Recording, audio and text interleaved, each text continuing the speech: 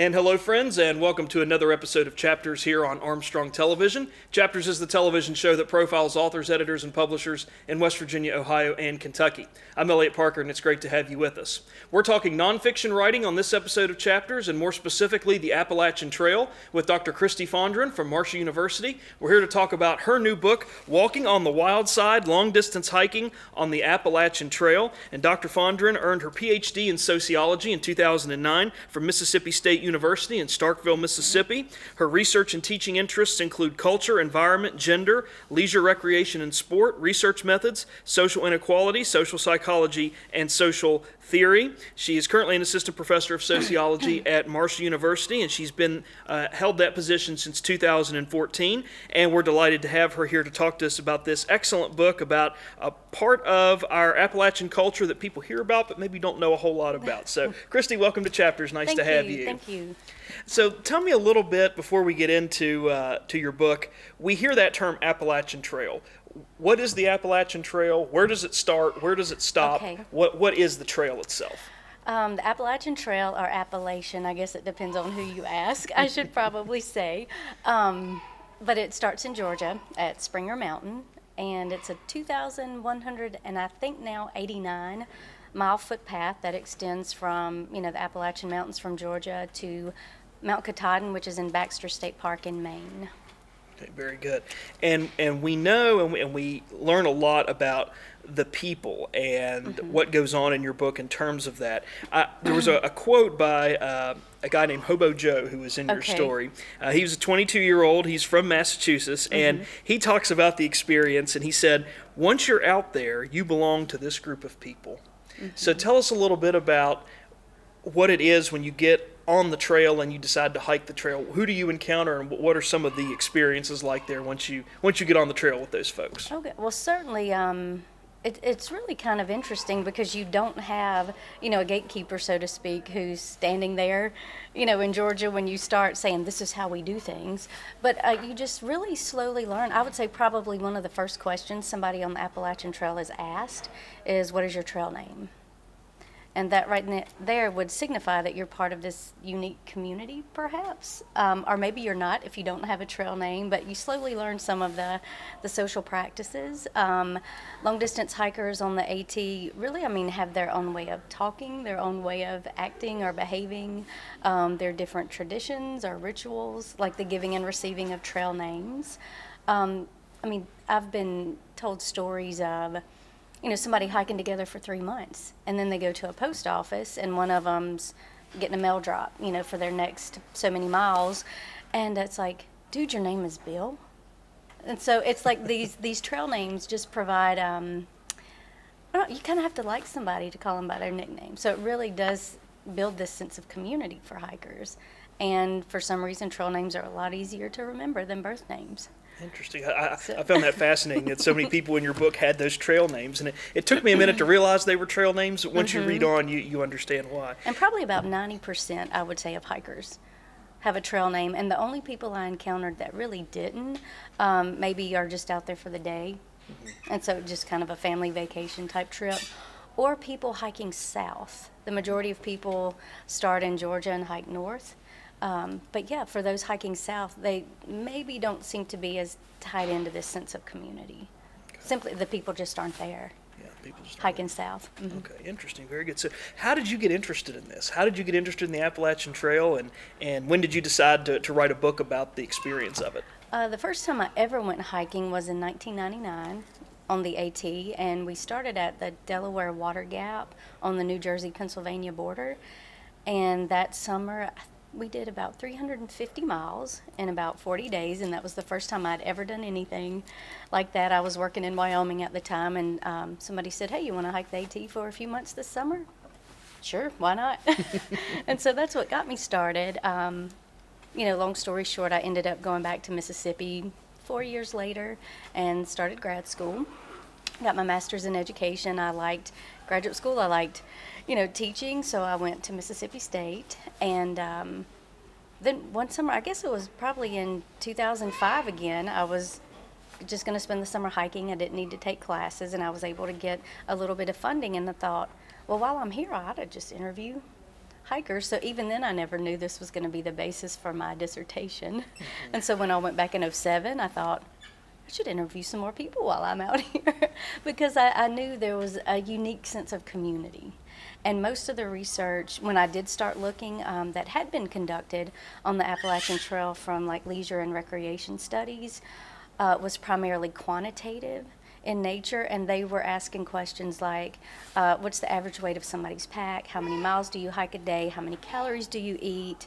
I think I probably already said how heavy is your pack, but it was just more the logistics, I guess, that go into hiking. And also the majority of people who participated in those studies were day hikers, weekend hikers, and what they call section hikers.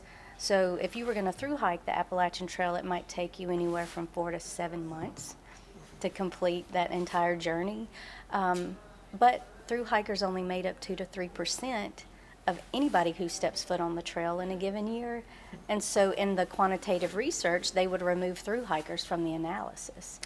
And I thought, here's a study on place attachment, behavioral loyalty. So even when you know there are other hiking trails, why do you keep coming back to this one? But then the people who spent, arguably the most time invested in the trail, hiking day to day, to me, theirs was a voice that needed to be heard. Mm-hmm. And so that's what prompted me to really focus on the hiking community. So when you were talking about the quantitative side, you had seen a lot of research just on more the numbers and the statistics, Yes. and yours was more qualitative, meaning more of the conversations and, Yes. and the discussions that you acquired along the way. Absolutely. One of the things I really liked about your book too is that we get a sense from reading some of these stories. You give us a little bit of background, and then we sort of step away and we get a personal story from someone who's hiked the trail. But we get a sense that the people that make up this trail are people from all walks of life. It's a variety of different socioeconomic backgrounds. Can you tell us about that, and did that surprise you at all that you saw so many people from different backgrounds hiking the trail? I would say your typical hiker, and again, there's going to be some exceptions certainly, but your typical hikers probably just finished high school, maybe college, not sure what to do next.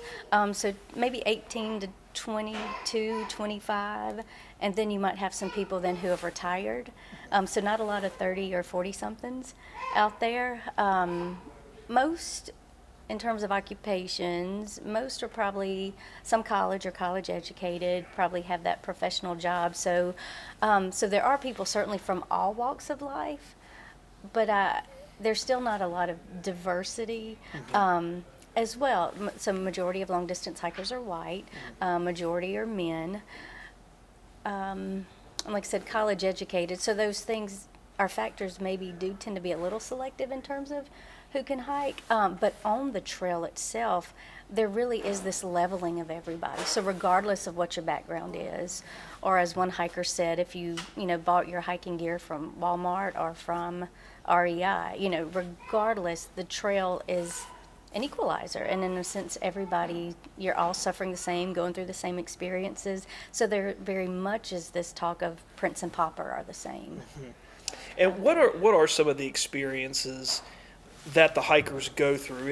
And you touched on a moment ago about the names, and everybody gets a name, and you talked about the mail drop, but what are some of the things that they encounter or would encounter on this type of a journey in terms of where would they go, the width of the trail, narrowing of the trail? Are there cities and towns along the way where if they need to stop and get provisions, there's places to do that? Well, what are they kind of experiencing once they get into it and start doing it? Okay, so some people, we'll go back to mail drop. So some people will plan ahead and have their next, resupply, as it's called, sent to the next town post office. And so they try to avoid towns or trail towns, but I would say along the AT, it does very much go through some local communities. They're starting to reroute the trail a little bit so it goes less through, the center of town.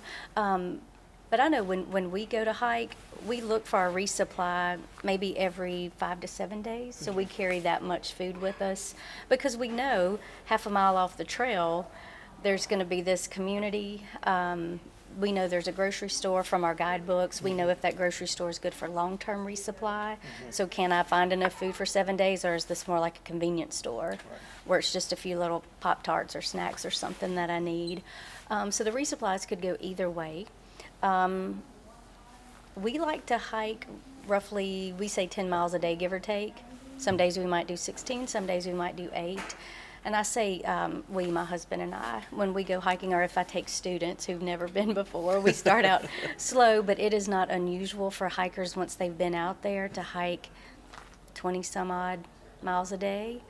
To me, that would feel like work. And a lot of people are going to the AT to get away from work and structure and punching time clocks. And so I think if it feels like work, then something's not working for me there. But other people, if they have only 4 months, then they may have to hike those 25 miles a day. When hikers first start, I would say the chance of interacting with others is very high. You probably have about 2,000 people who start the AT in a given year. And I wonder with A Walk in the Woods, Bill Bryson's book, I mean, because the book is a big reason many people hike, but now with the movie, that might have some renewed interest. So there might be a bottleneck starting out. And I know the Appalachian Trail Conservancy is trying to get people to consider alternative hikes, so there's not that heavy impact with everybody starting in Georgia and hiking north. And the people you meet on the trail, and you've probably picked up on this, as many hikers have said, it really restores your faith in the goodness of humankind. People are out there just cheering you on, are out there just, rallying together, in support of that common goal. I wanted to ask you, too, about the cover of your book, Walking on the Wild Side. We have a picture of 2 feet, and we'll put this cover on the screen so our audience can see it. 2 feet, and it looks like we have the sort of a valley ingrained in the shadow of the mountains. So are those your feet? Those are my feet. And where was this picture taken? That was, I cannot remember exactly where, but that would have been taken in Virginia. And if I didn't know that, I would say actually that would be a pretty good guess because Virginia alone makes up about 1/4 of the trail. Virginia is about 540 miles of the trail itself. Some hikers get what they call the Virginia blues because you've been clicking off states as you've been going along, and then when you're in Virginia for a good bit of time before Harper's Ferry, which I think a lot of people are surprised to realize that Harper's Ferry, or the part that the AT goes through West Virginia, it's only about 2.5 miles. Interesting. When we think of this area being, Appalachia. Right. Because I know we've talked to some other writers on the program about Appalachia. What makes West Virginia unique is it's the only state in the Appalachian region that all 4 borders and everything in between is covered or considered part of Appalachia, but only 2.5 miles about or so. 2.5 miles, and it's that section through Harper's Ferry. Harper's Ferry, very interesting. And that is where the Appalachian Trail Conservancy, their headquarters, is located in Harper's Ferry. Harper's Ferry. That kind of leads to my next question. Who maintains the trail? Who did you find out along your research sort of maintains the trail, or is it a U.S. Parks Service project, or who kind of makes sure that that the paths are clear and that they're there and that people can actually go there and hike? Well, it is one of our national scenic trails in the U.S., but really, thankfully, volunteers. Again, so it's almost like people who have hiked before come back to give back. One hiker told me, if you leave the Appalachian Trail without a feeling of wanting to give back in some way, you've missed the whole point of what the trail has to offer people. Many Boy Scout troops help maintain the trail, hiking clubs, and like I said, just volunteers. The Civilian Conservation Corps was one group that was key in helping mark the trail in its beginning, in its inception. So it's really always been created and maintained with the help of volunteers, which is really cool.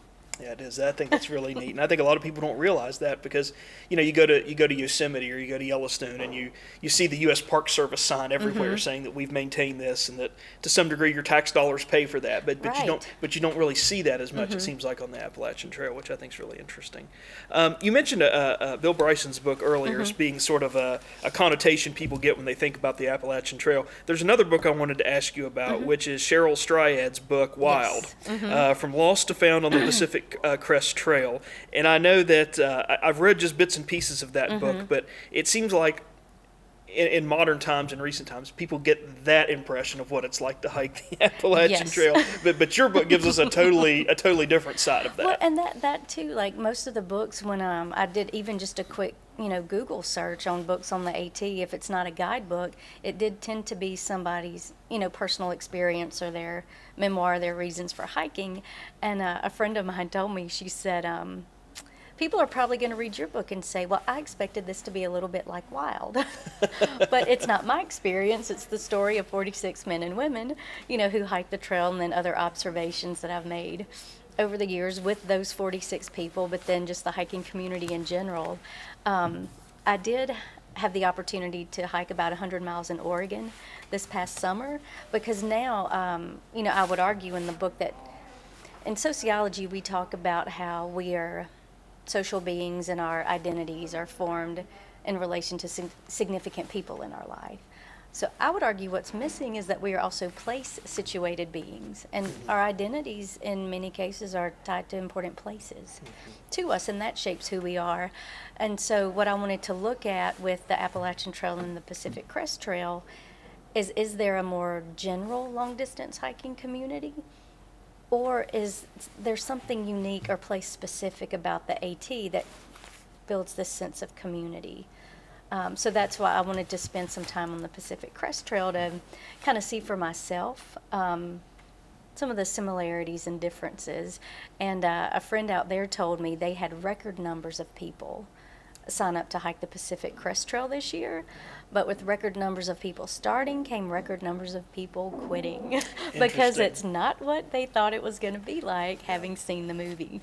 And where does the Pacific Crest Trail start and end? That one starts on the Mexico-California border and ends at the Canadian border. Okay, so when they're not getting the Hollywood version of what it's like, or the book version of what it's like, which is interesting. And so I wonder if we're going to see. I don't know that we would have record numbers of people starting the AT, but I'm sure with the movie that just came out, I would imagine there'll be an increase. Yeah. Just for people to find out what it's all about before they go forward. Exactly. I wanted to read a passage from this because I think it ties into what you were saying about the special relationship people have with the trail. And this comes from page 58 of your book about your friend Bonzo, who is your friend from Harper's Ferry. And he says, the hiking community is kind of like family to me. I'm close to it. I like the people that are out there, and normally the people that make it here, whether they are hiking north or south or serious about it. A lot of the riffraff is gone, and it's just like family. I wouldn't go 5 miles anywhere around here and meet a total stranger and invite them back here. I just wouldn't. I wouldn't do it. But hikers, you smell like butt, you're coming to my place, which I think is just, I read that and I had a laugh out loud moment, but I think you just see the passion that people have for the trail, the passion they have for the community they develop, and also the fact that, as you alluded to, everybody's an equal. When you start that trail, it doesn't matter where you're from or what your socioeconomic status is per se. Everybody's a hiker. And I think you really touch on that a lot. We get a sense that everybody has that connection to the trail. And one of the things, I mean, even I guess comparing it, the AT to the PCT, it seems like a lot of people do the AT first, and then if they realize they like long distance hiking, then they might try the Pacific Crest Trail, then the Continental Divide Trail, which is kind of the triple crown of trails in the U.S. But I think people are already serious when they start the Pacific Crest Trail, or at least that's what interviews are suggesting right now. And I think people know about the AT. It is arguably the most social. It is close enough to town, so if somebody did start and realize it wasn't for them, they would be able to, exit pretty easy. And I think, too, what he says about the riffraff, a lot of the riffraff's gone. I've heard it said by other hikers that, starting in Georgia in April Fool's Day is a used to be the traditional starting day. For through hikes, though, people are starting as early as February, probably hiking through some snow. But it seems to be like a spring break party. Yeah. I've heard it said, and that once hikers get to Damascus, which is in southern Virginia, at that point it becomes work. And that's, I think, where, like, he may be alluding to, some of the riffraff starts dropping off because the fun part is over and now it becomes work. Yeah, and the people who are just doing it for the spring break / party approach Right. are moving on and sort of weeding themselves out. And it seemed like you have less of that anyway on the Pacific Crest Trail. Now, will that change? It might, with the popularity of hiking. Okay. So we'll see. Interesting. How long did it take you to write this book from the time you decided this is what I want to focus on? How long did it take you to put it together? If I do not count the time that I spent in terms of the research for my dissertation, but then when I started reaching out to publishers, I bet you it was about a year and a half. So when you do something like this, because there is so much research involved, how does it go in terms of the drafting process? Did you do the interviews and sort of type all those up and then weave your commentary around it? How does that work when you're relying on so many interviews as part of the story? Probably my interview transcripts in a folder were about that thick. Wow. And then I had probably 200 or 300 pages of field notes that I also went through and analyzed. So really, I went through, first of all, I had to answer the question, is there a long-distance hiking subculture?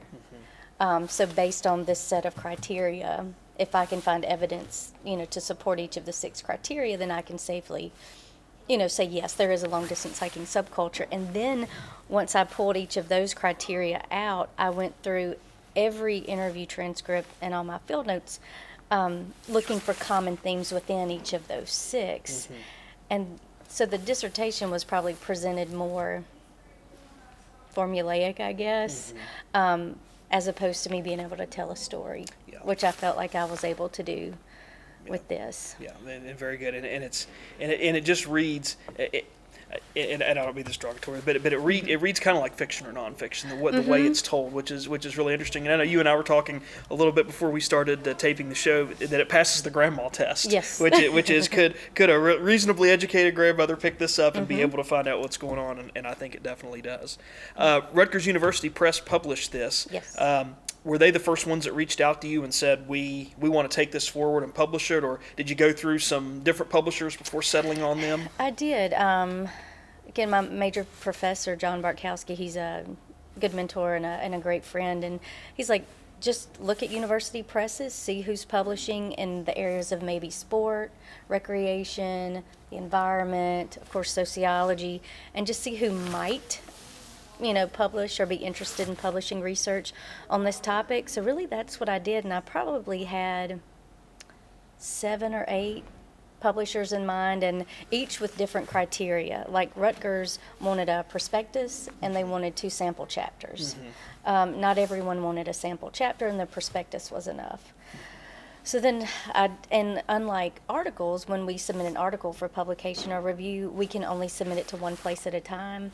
Books were different, so I could have the prospectus sent to all 7 or 8 at one time. And so Rutgers was the one that contacted me back and asked for another couple of sample chapters, and then based on that, and 2 initial reviews sent me a contract, and then I just kept going. That's great. But it was fun for me to write it. I mean, I like hiking, and just even going back through the interview transcripts, I could hear the hikers in their own words telling me their stories. So, I mean, so it didn't feel like a chore, I guess, if that makes sense. It was actually fun. That's great. to go back and write. Well, so. it's a terrific book, and I wanted to ask you in our final moments here, what are you working on next? What's the next book that Kristi Fondren's working on?